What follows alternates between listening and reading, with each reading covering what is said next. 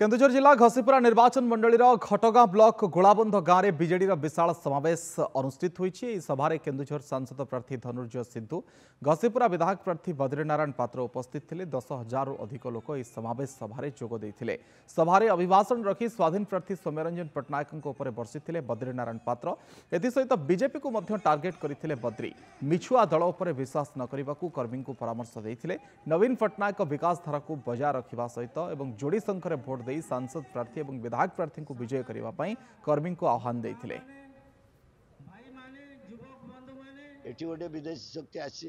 बाहर आसी कई जाना सी क्या जीतने से आस्पर्धा कर पैसा फिक जीते आमर माँ मानकर आम युवक मानकर मुरब्बी मानकर कौन एत आम आमर दाम कम है ये गोटे गोठ खंडिया आम पैसा नहीं भोट देवु सब दल तड़ा खाई लोक